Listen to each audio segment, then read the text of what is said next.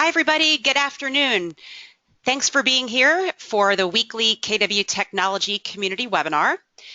This is Brenda Harrelson, and happy Friday. As you can see, we've got some great updates for you today. And thank you all for confirming that the sound is coming across. Always good to know, and love seeing all of the familiar names popping up. So thanks for being here. So let's go ahead and get started. The first thing I want to let you know is that we haven't had any for a while, but we do have a pretty cool update to EEdge My Transactions, and this is something that our partner .loop has acted on after receiving many requests for a long time for this. So, have you ever used My Transactions, added documents to a loop, shared those documents with somebody in the loop, and wondered if they ever got them because you didn't get any kind of response? You can find out now if your emails or anything that you share through My Transactions was delivered or not. So here's a screenshot, and that is showing you that in the activity log, either for a loop or the activity log for everything in My Transactions, will now include a log item if something that you shared or emailed was not successfully delivered, such as a bounce back or something like that. So let's take a scenario here. We've got Annie Agent who shared a document to Barry Buyer, and Annie's waiting. She hasn't gotten anything back from Barry yet, and he says, well, I haven't received any emails for you. So Annie comes to her activity log, and sure enough, she sees that she sent the email to him, but that it was unsuccessful. So now that's going to show. And if you look carefully here, you'll notice that it says Barry Buyer at gmail.com. There is an I missing in that email address. So that would do it. Putting in an incorrectly spelled email address is one sure way not to have something delivered or shared. So what Annie would do next is go into her People section of My Transactions and click on Barry's record, and that's going to bring up his profile window, and she'll just go in there and correct that email address, go back, save that, go back and try to share it again. And then she'll get another status that it was sent, and what it doesn't tell you is if it was received or opened. So you don't get anything like that, but it will let you know for sure if something was unsuccessful. So it's a lot more information than you had previously. And again, it prompts you to take some action to find out why something might have been unsuccessfully delivered. So still, Annie should probably not sit back and just wait to hear from Barry, even though you can see here now it says gmail.com. As a courtesy, she definitely might want to text or follow up with him by phone call to let him know, hey, I just I reshared that document with you just to make sure that he got it. And it's a great reason to reach out and touch one of your clients. So that's it. Quick and easy update, but very informative. And again, we're hoping that this is going to improve your level of customer service that you're providing through My Transactions. And just a couple of notes to share with you about this. There's always going to have, you will always have the status of sent when you first share something, and there's only going to be a second log if it's unsuccessful. So just wanted to hammer that home. Okay, question. The AA in the upper corner shows the activity log. The AA is actually Annie Agent's profile initials. So that's what the AA stands for. No matter where you are in My Transactions, when you open up a loop, there will be a link near the top of that loop page that says activity log, and when you click it, then you'll come here to see a log of everything that's happened in that loop. Okay. So no, the statuses that you'll see, again, just to wrap this up, you'll see if something was unsuccessfully delivered or if it was sent. So you'll still know when it was sent. You will not know if somebody's opened the email through My Transactions. Through My Marketing, that's a little bit different. You actually can track your marketing emails to see when those were viewed and when your consumers have clicked any links inside of those.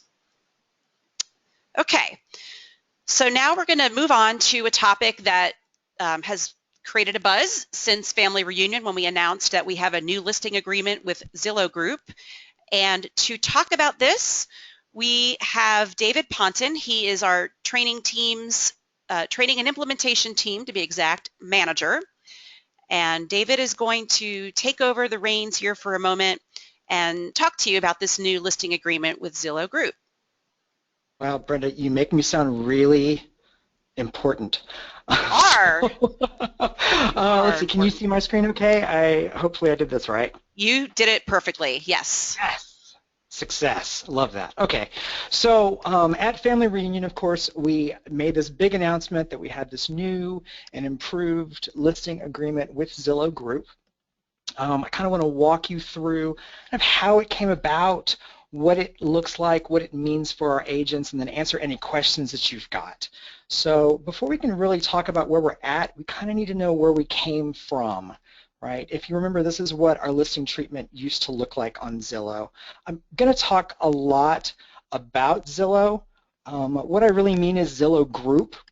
You're going to see these same types of treatments on their other website, on Trulia, as well.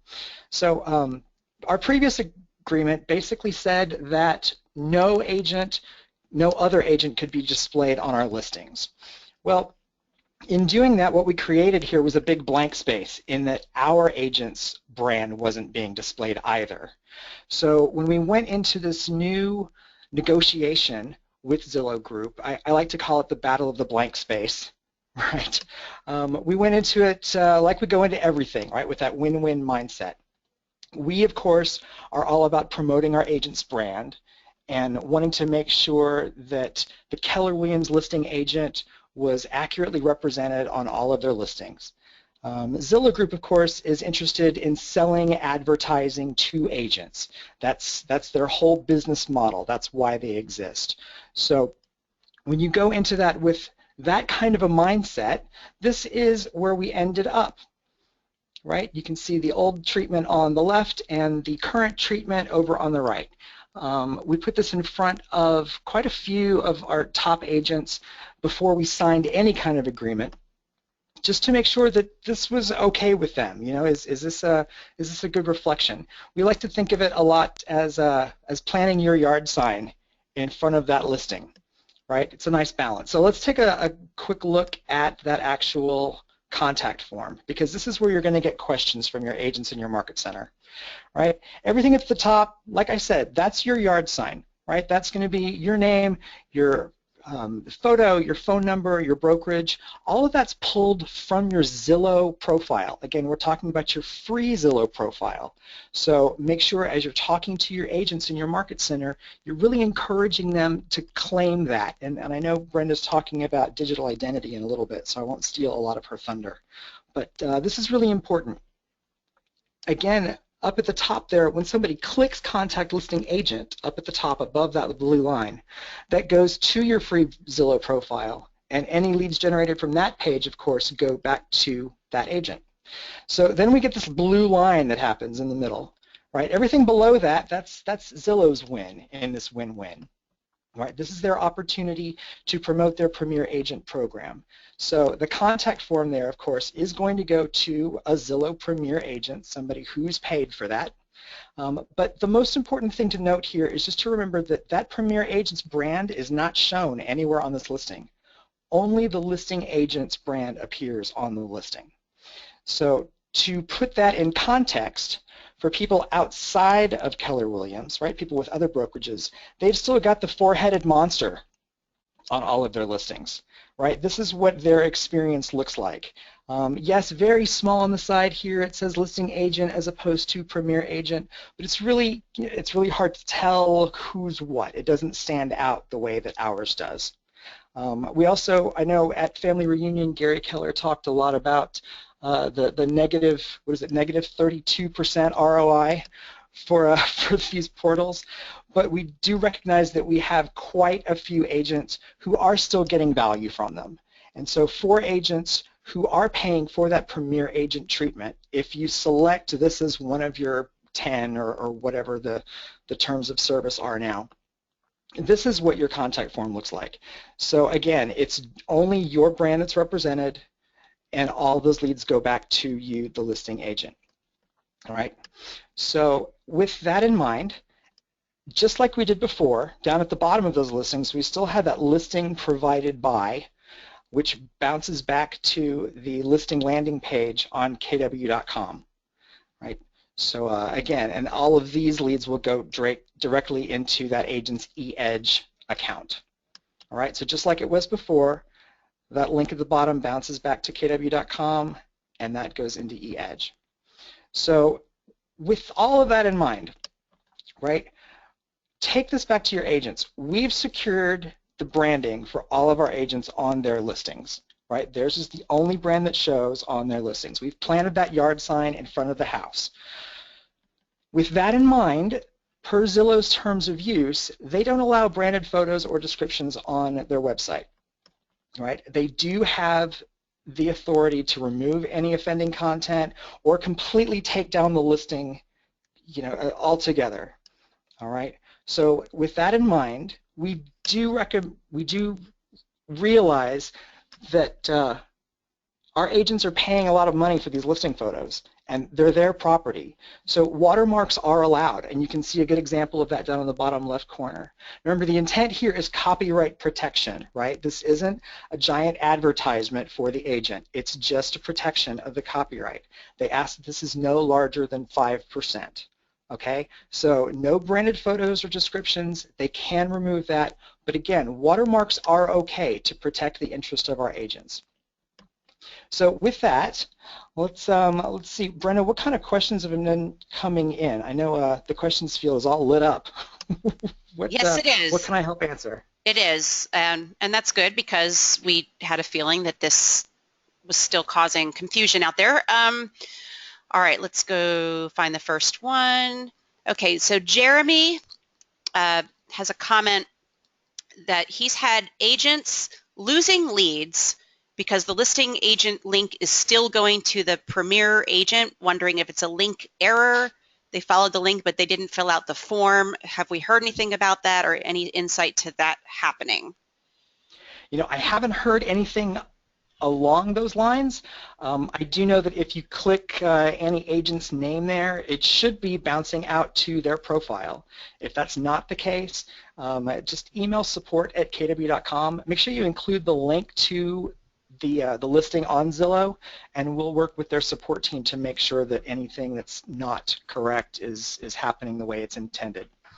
Yeah, so definitely shouldn't be happening. Okay, another question from Jennifer. If an agent does not have their free profile filled out, will it be blank? If they don't have their free profile filled out, you'll see the agent's name, but you won't see the photo or phone number. It should still have the brokerage listed, but that's about it. You're going to have that like the gray shadow man, if you remember what the MyKW profiles look like when you haven't uploaded a photo. That's what that experience will be like. Okay. But again, we're not putting anybody else's information up there just because the agent hasn't claimed their free profile.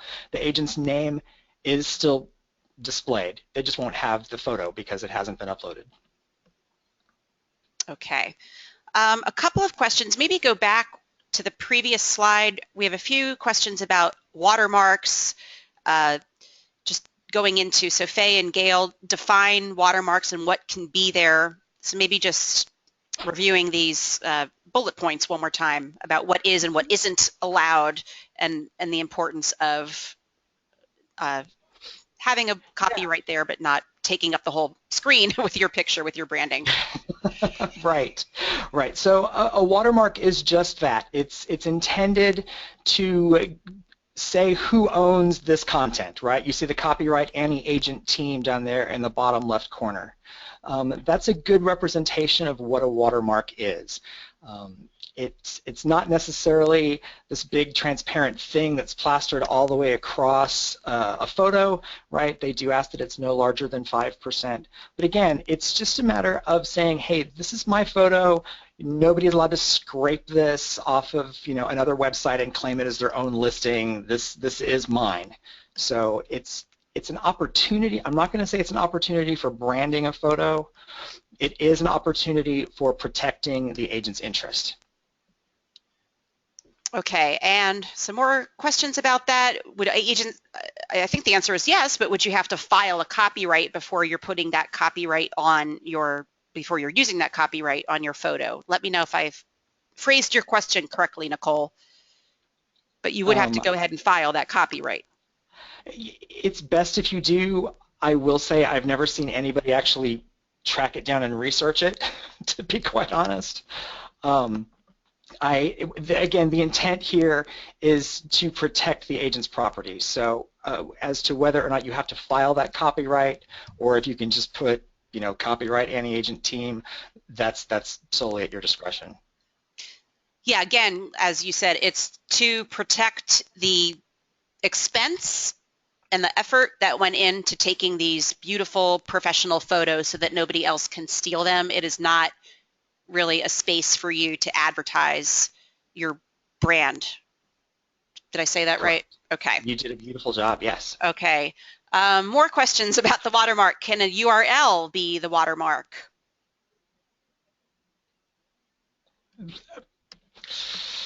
I think that would violate that intent there, right? At that point, you're actually advertising your website as opposed to copyright, to protecting, the integrity of your photos and the ownership of your photos. Yeah.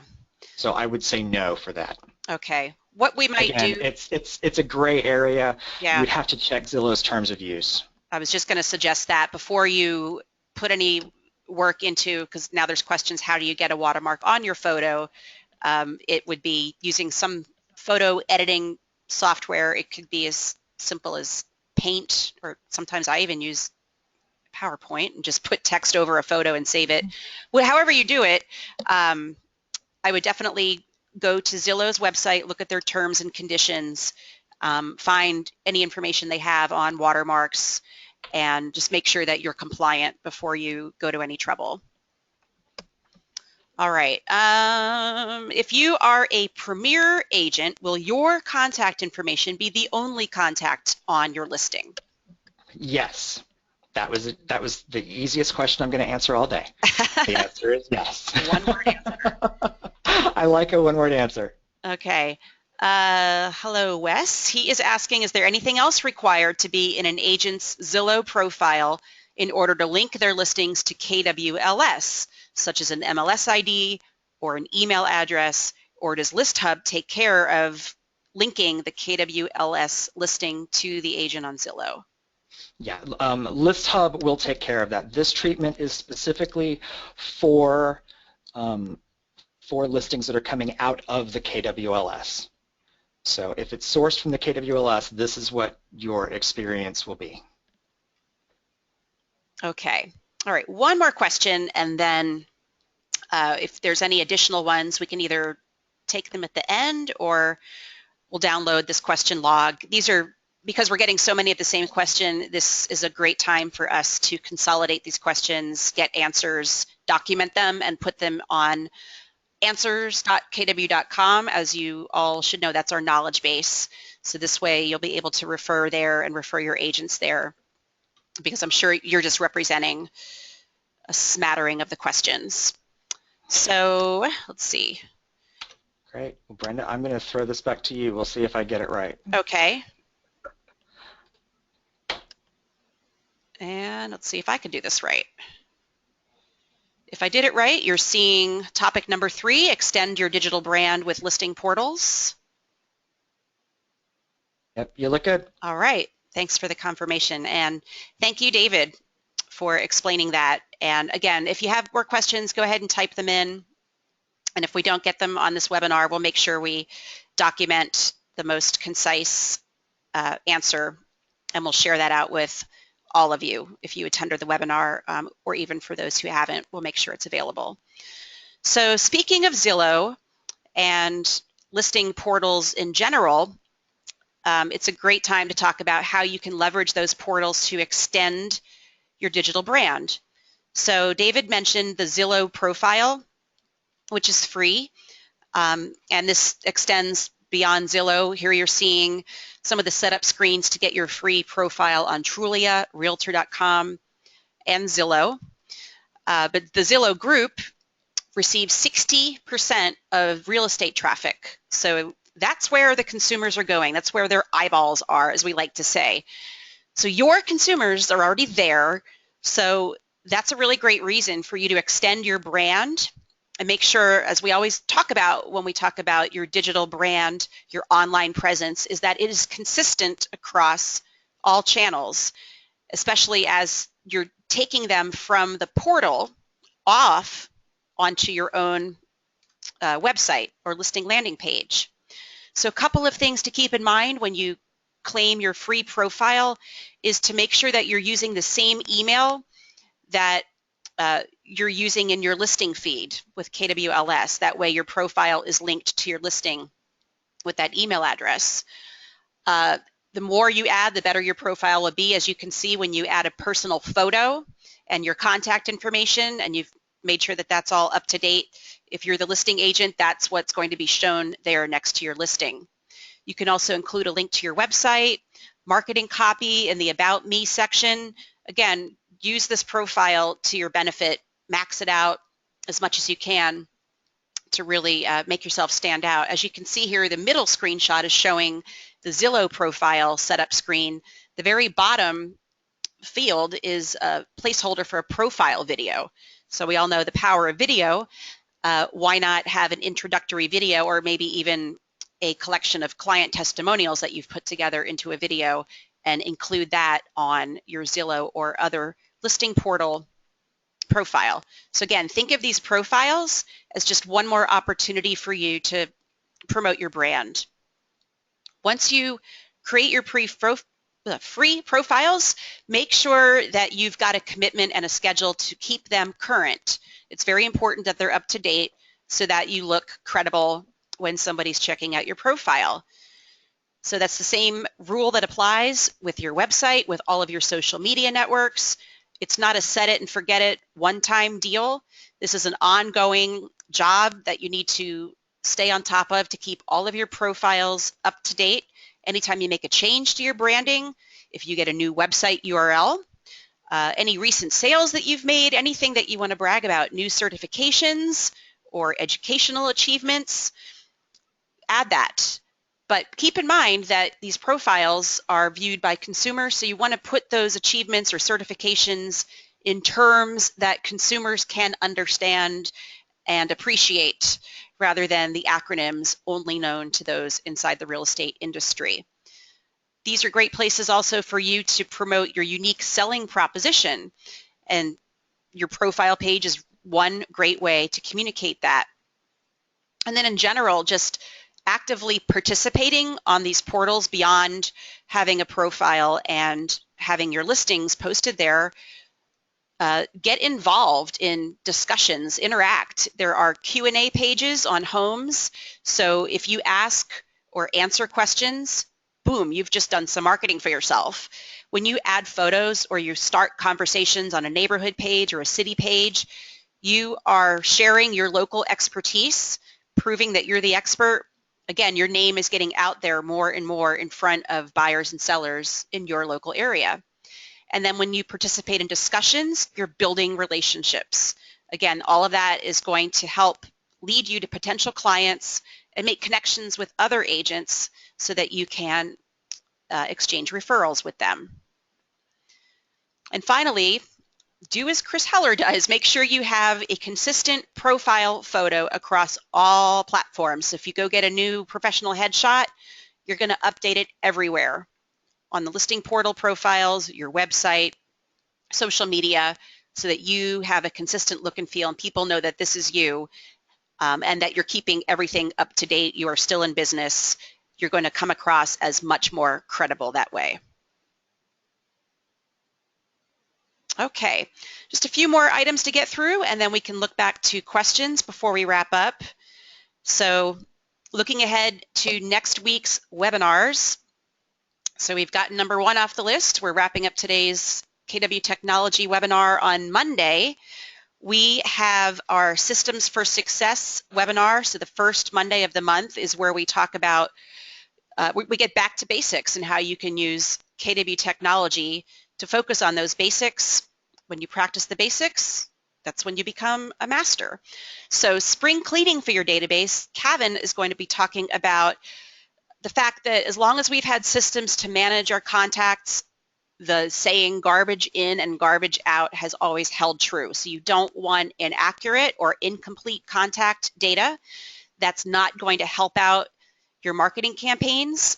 It's going to waste your time. It's going to waste your money. So this webinar is going to teach you some ways to make sure that your database is a well-maintained, efficient machine for your business. And then on Tuesday, our KW video team is going to be talking about something really cool. JP and DroneBase, with whom we've recently partnered, are going to be discussing how drone video has a place in your business. So you'll get to ask questions specifically about how you can use aerial photos in listing videos, community tours, things like that. We're going to talk about how to hire a drone pilot, buying your own drone, shooting aerial videos, and everything in between.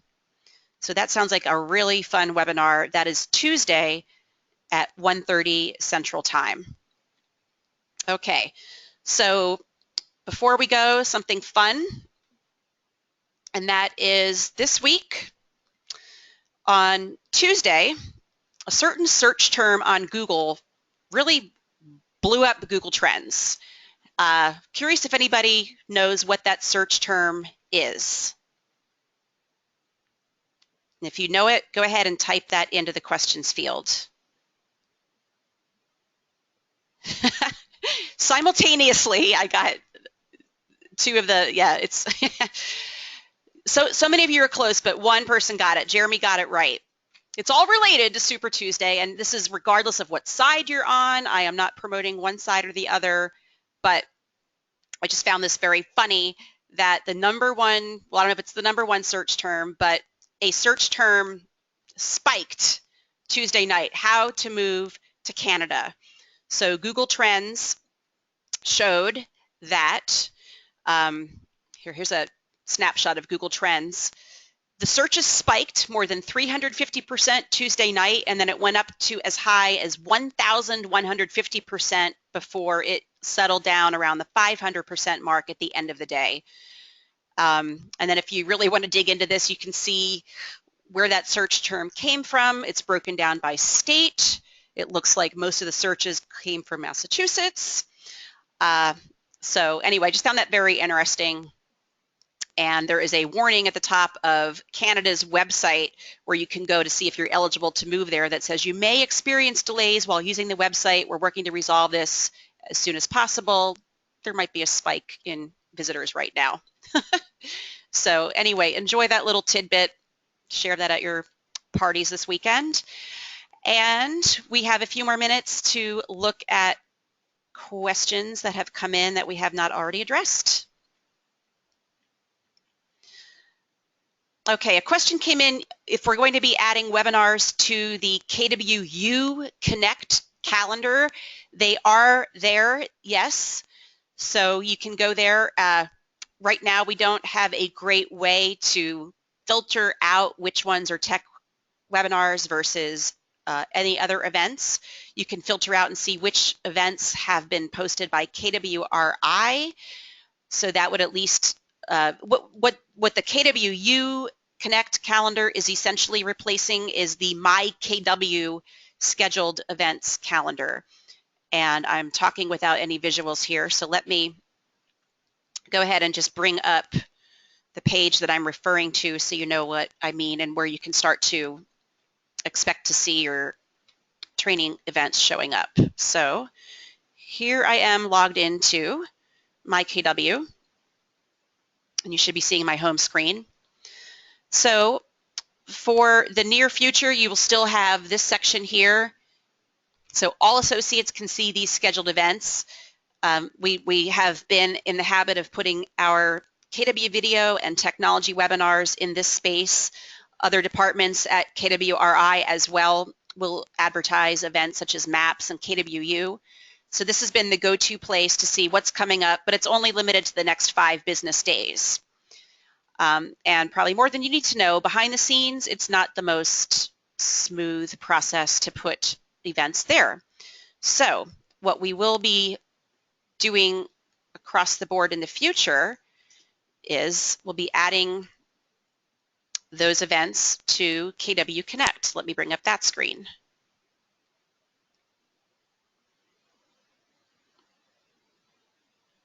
So look at the URL at the top. For those of you who haven't gone yet, it's kwuconnect.com. You'll click on the calendar link in the upper right corner.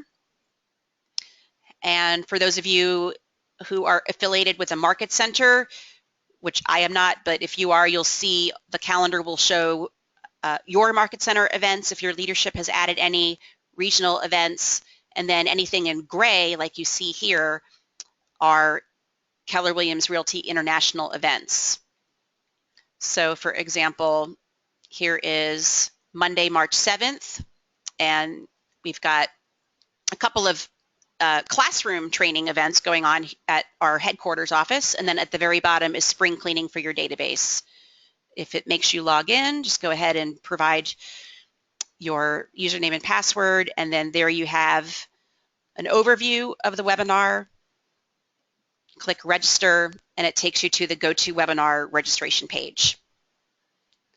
So as an alternate, this is a great place for you to start going to look at webinars and get your agents used to that. And we will definitely let you know when the scheduled events calendar goes away on the MyKW homepage. So thank you for asking that question. Okay, Nicole Joyce, thank you so much. Nicole is one of our .loop certified trainers, and she's gone and gotten the details on what you do and don't see on the activity log. So you will not see the activity date and time if a person views or downloads a PDF that's attached, but you will see an activity date and time if the person selects the view document link in the email. And you will also see activity date and time when signed or editing fields on documents. So thank you so much for clarifying that.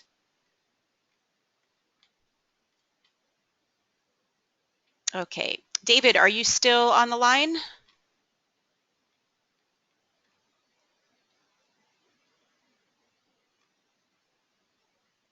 Okay, looks like David had to jump off the call. So as promised, we still have a lot of questions coming in on Zillow. So I'll give you 30 more seconds to type in anything you're waiting on. And I promise to download this log. We'll research answers to your questions. And by Monday morning, we will have answers for you. And I'll let all of you know via the technology community that they are ready for you. So thank you all so much for being here. Have a great rest of your Friday and a great weekend. And we hope to see you on Monday's webinar. Thank you, everybody.